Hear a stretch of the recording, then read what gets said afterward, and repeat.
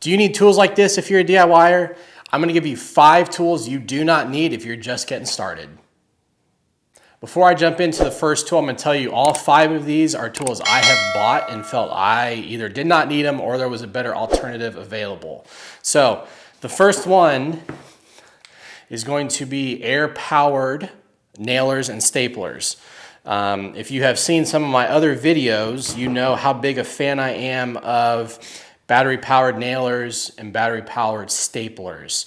I personally am a Milwaukee fan, but you can get something cheaper such as Ryobi that is still a very, very valuable tool and very reliable tool. But this is a T50 stapler, air-powered. It's the same thing, it accomplishes the same thing that this tool does. The amount of times I've picked up either of these 2 tools in my life, I would have a tough time probably getting to a third instance. This is just not, this in particular is not necessary. If you're thinking about buying an air-powered stapler, you can save money and just go out and get your standard stapler, T50 stapler. My big thing with air-powered anything anymore is it's not just one tool. You have to then drag a compressor and a hose around. And a lot of times I see people using these would be like putting up Christmas lights and you're up on top of a ladder, reaching up over your head. The last thing you want is the more weight and just the nuisance of a air hose over your head. So that is my first one. I think you could look at some other options that are available. I'll have some other options linked down below. But yeah, air-powered staplers and nailers, I think have been surpassed by battery. Unless it's a T50, just stick with your tried and true stapler. Let's go to the next one. This one may be a little bit interesting for some of you. Personally, if you're just getting started, I don't think you need to go out and buy a set of screwdrivers. Reason being, the amount of torque and power you need to get through these is really not needed that much anymore. The most you're gonna be using these for are very light duty jobs such as, let me think, like installing switch plates, maybe installing an outlet.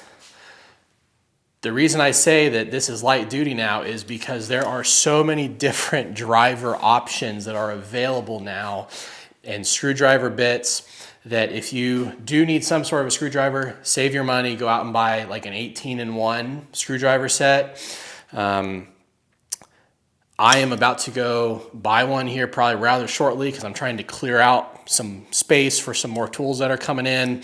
And I can't think the last time I went and grabbed a actual manual screwdriver.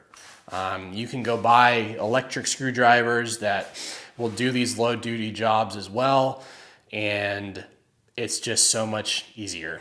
So I do think you need some type of screwdriver, but you don't need to go buy a whole set that takes up a whole drawer in your toolbox or however it is you're able to store your tools. Go get like an 18-in-1. So interesting take. Let's move on to the third one. All right, third one is a grinder. For homeowners, I just really don't see the necessity for one. I received this as a Christmas gift. I have used it maybe 3 or 4 times in the 4 or 5 years I've had it. It is more of a nice to have tool and not a need to have tool. Like we had some fastened down ties. Some of the nails, I don't know how this happened. They were actually sticking out the bottom of the brick. So we had, I think, 2 or 3 of those. This was, you just take it and grind it. But other than that, I can't think of the last time I used this thing. If you are cutting like some shelving, some wire shelving, you can do that with a simple hacksaw, and that is much cheaper. And the amount of times I've used it, that was just as easy, just to use something like that. It's a weird tool because if you get into more woodworking type stuff, you see some guys like I think his name is Finish Carpentry TV. He will actually cope crown molding with this. He'll put a flap disc on it. I won't even attempt that. He does that for a living. I do this for fun, and I've found ways that work for me that don't require using a tool like this. So this is one, if you're wanting to get into maybe automotive or any sort of metalworking, then this is going to be a necessity for you. But just for your standard DIY toolbox, I don't think this is very necessary for you. So let's jump to number 4. Okay, so this is one I fell for, a torch and solder for plumbing repairs. I have had to do one plumbing repair in my close to 10 years of home ownership now at this point. And for the average homeowner, this is not needed now. So there are connectors out there that are shark bite connectors. There's some other knockoffs of that now where it is a pressure fit and it works fine. You can go look up reviews of shark bite connectors online and you will get people that are die-hard, tried and true. You have to use copper and solder, but with houses now having a combination of PEX, PVC, and copper, shark bite accommodates all of those. I would not personally buy this again.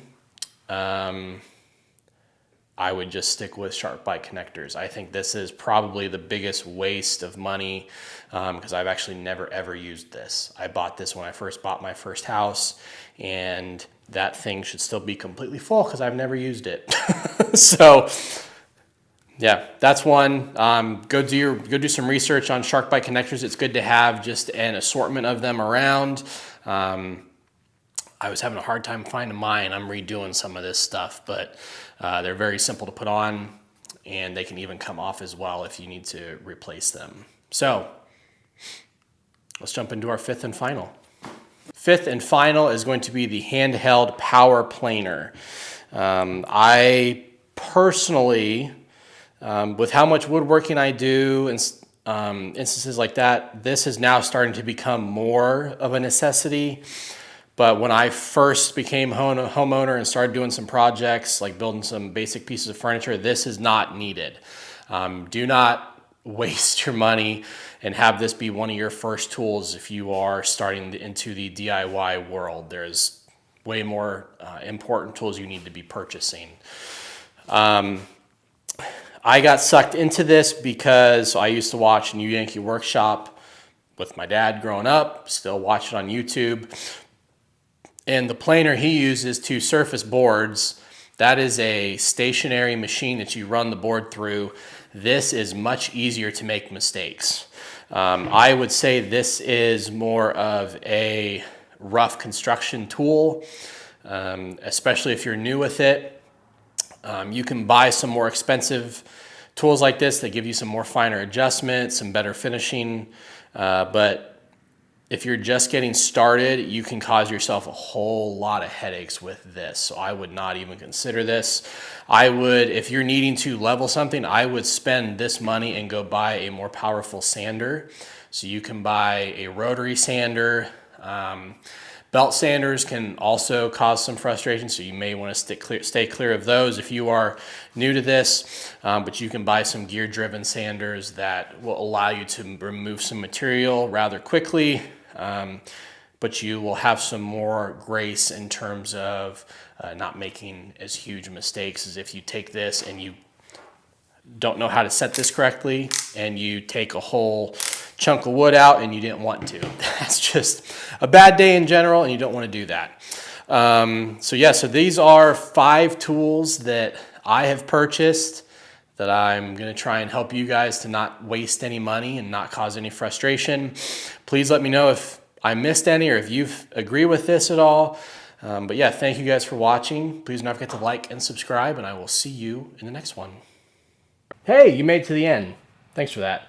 Please check out our other options for videos, and please don't forget to like and subscribe down below.